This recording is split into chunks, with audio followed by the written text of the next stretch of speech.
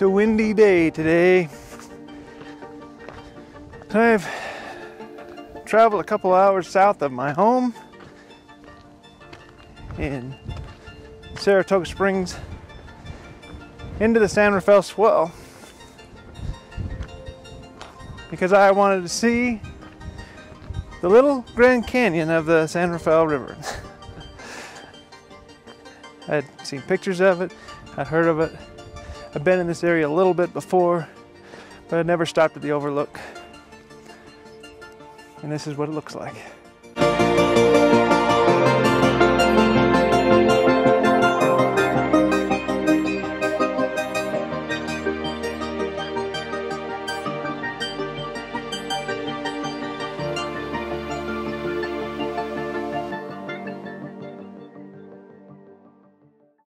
So I'm kind of standing on the edge of the world here. Beautiful view. It's gorgeous. And I love being able to see it. And I come to you today with really kind of some bad news. Now this was an easy place for me to get because it was only within a couple hours of my house. I just wanted to do a day trip this weekend to come down and explore some stuff. But, you know, a few days ago, the BLM has chosen to close down 317 miles of roads in the Moab area, the Gemini Labyrinth Canyon management area, actually. They're gone. We cannot use those anymore. And I thought it appropriate to come here and talk about San Rafael Swell because this area is also constantly under attack of closure and different management styles, and I'm taking advantage of seeing what I can while I can, because as long as this continues, they're going to force us out of being able to see any of this stuff. So it's important that we get out and enjoy it. So that's what I'm going to do today. I'm going to look at this overlook here, and then I'm going to try and come around this backside and take a look into it from a different angle. So that's what we're going to do right now.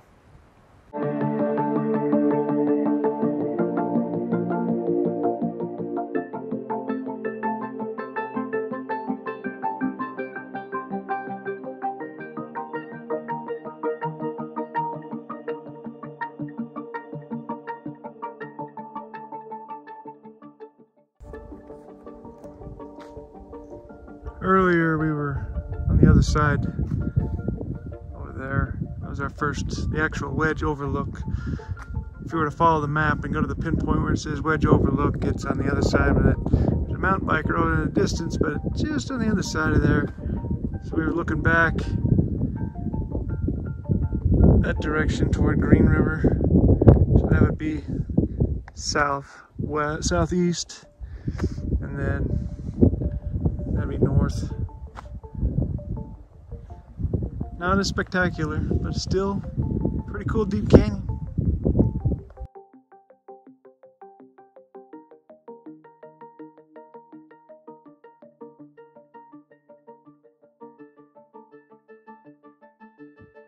So a second ago, I should say in the last overlook before we came over here, we're about a mile and a half that way.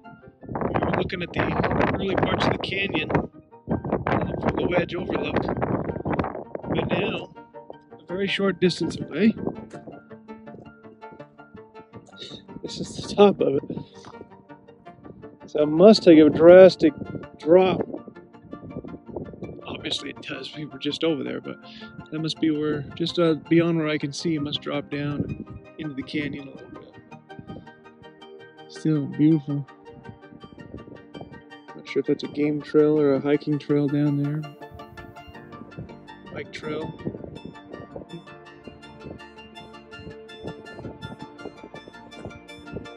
Come over here, you can get these views.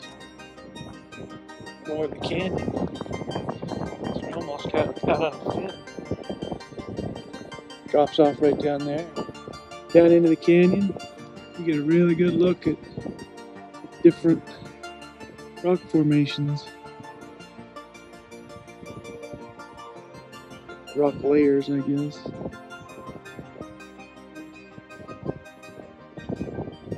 It's a nice place. It's beautiful.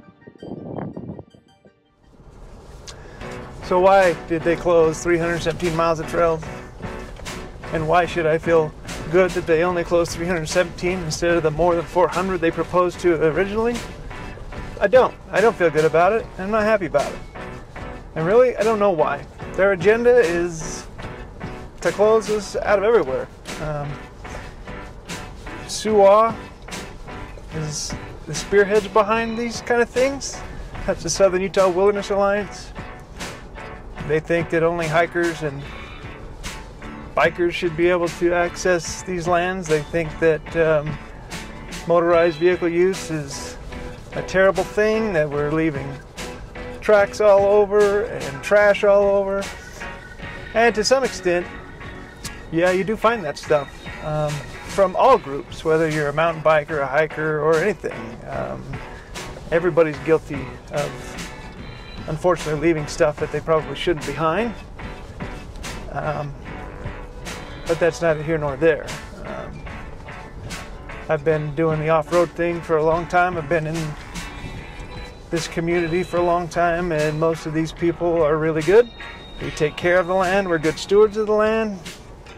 But either way, they don't want us in there with our motorized vehicles, and they, night and day, are working on keeping things as closed as possible. And right now they're winning.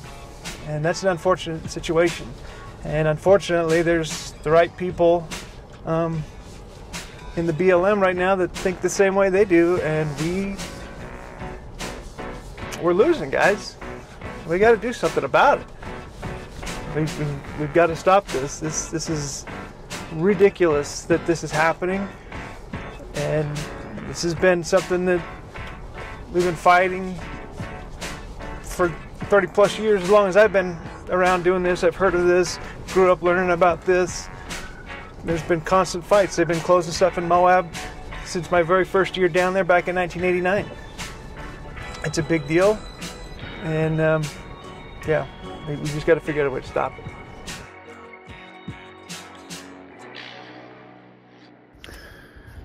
All right, we're just a couple of miles away from the Buckhorn pictograph panel, just around the corner. There's a little day use area. We pulled in for lunch. I didn't even know what was here. There's nothing here. There's a little bit of a fence, but we were hungry and wanted a place to try and shelter from the wind, which still wasn't a great spot. But then I looked up accidentally and saw this, and crawled up here to take a look at it and see what it was all about. There's one more here. Sometimes you find a bunch of them in one spot, sometimes it's only one or two, and that's what we've got here. But I'm glad we stopped here and got to see it, otherwise I wouldn't have. There's a lot of other stuff that I wish we didn't see, but still, cool find.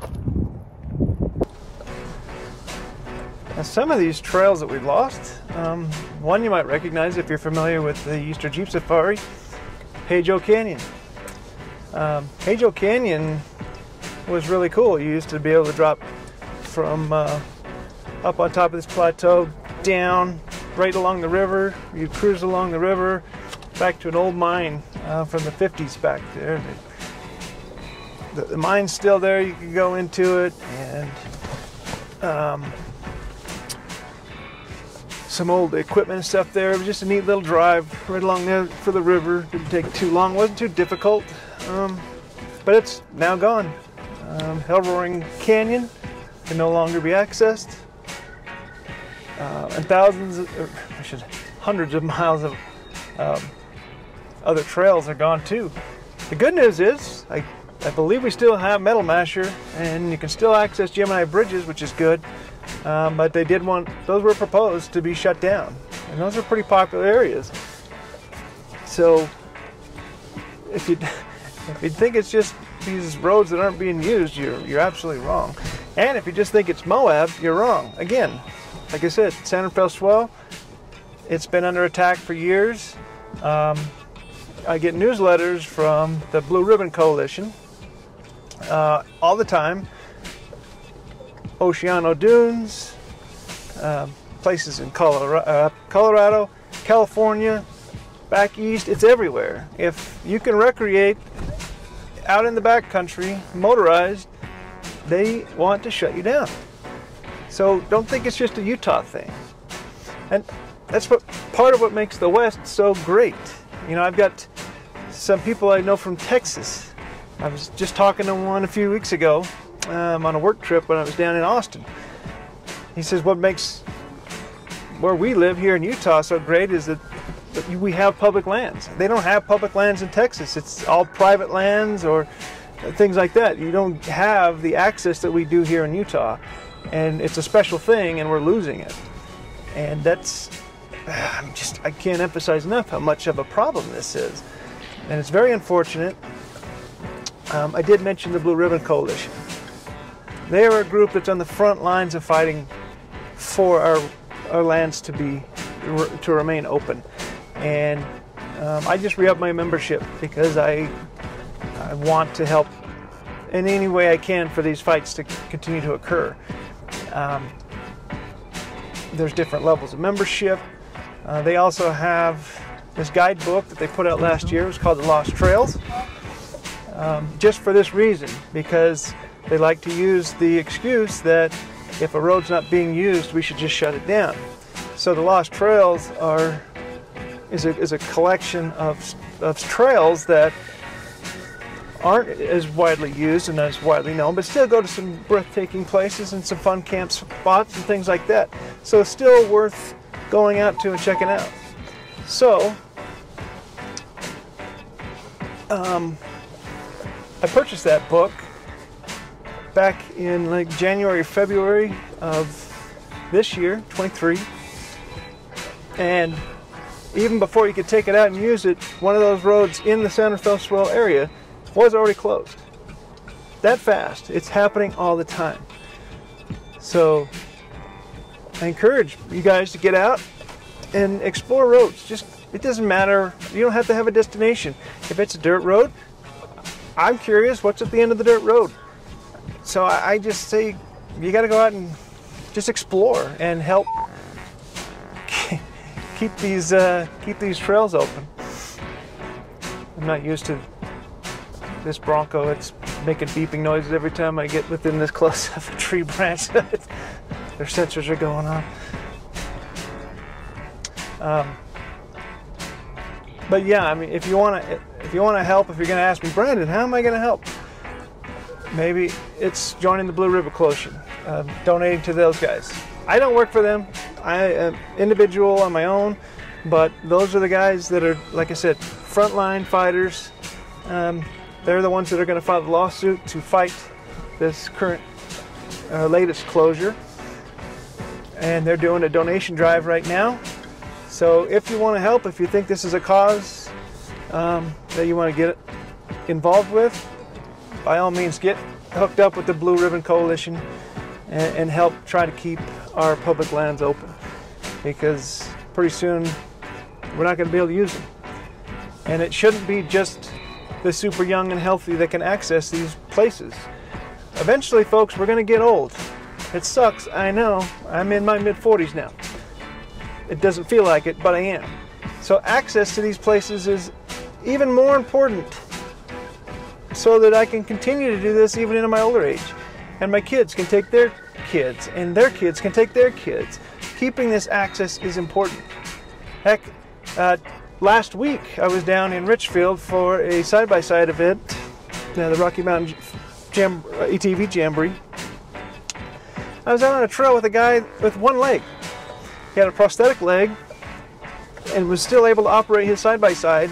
But a person like that cannot get out in here and check out these overlooks and these views without motorized help. And it's not right that he can't do that. These are public lands. He has every right to be out here as much as the next guy. So it doesn't sound like a big deal to some people, but it is. And I know I'm ranting and I'm on a soapbox here, but it's an important issue for those of us that like to recreate in the backcountry. We can cover so many miles and see so many things this way, and these routes have been designated for years. And you know, I picked up 1 can so far today. It's not dirty out here. People are taking care of it.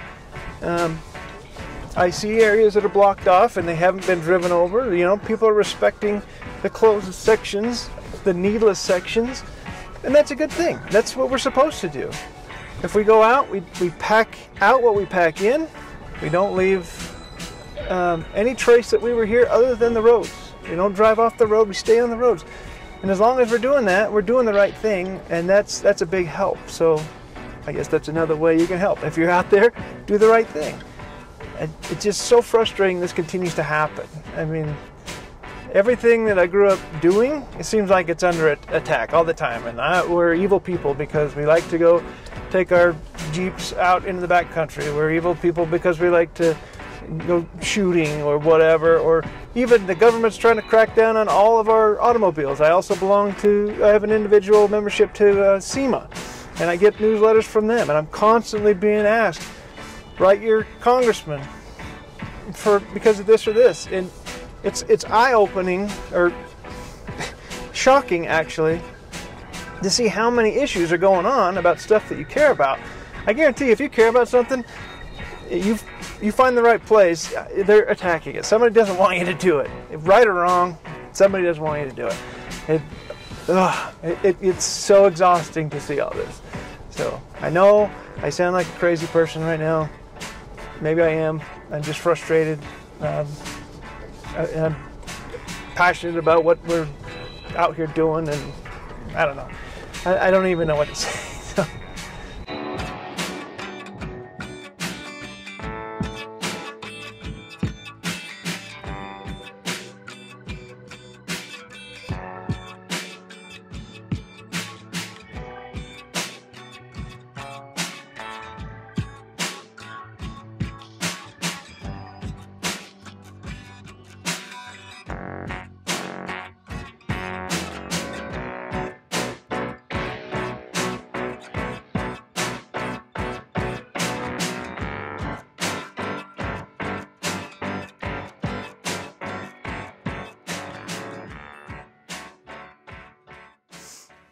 Alright, so I know this video is different. I've been ranting and raving about land use issues. I just think it's important that we talk about this, get this up front. And with this closure happening just a few days ago, I wanted to interrupt even our Colorado series to talk about it. Just trying to get people involved. It's an important thing to do. We need to keep these places open. I mean, we're going to lose access to things like this if we continue to let them win the fight. So if you're interested in joining, again, I'm not a part of this. I'm just a member, but the Blue Ribbon Coalition are the guys on the front lines that are actually fighting for us. So if you want to help donate to their cause, you can join there on their website. I'll leave a link in the description below. Pick up one of their Lost Trails guidebooks. I mean, this thing's fun. There's trails that I've never seen. A lot of us haven't seen. That's why they made the book, for heck's sakes. But pick one of these up. It's a $25 donation to get it. And they just released volume 2 last week. They sent out an email. I ordered the new volume. That should have stuff in the Moab area, which unfortunately, from what I've heard, actually some of those trails are closed now as well. So pick up a couple books, join the membership, however you want to help aid in the fight, you do that. So I appreciate you guys listening to me. I appreciate you guys keep coming back and watching these videos. So if you haven't subscribed, please do that. Click the notification bell and we'll keep trying to put out good content. And hopefully I won't be out here on my soapbox too much. So anyway, have a good adventurous week, and we'll see you out on the trail.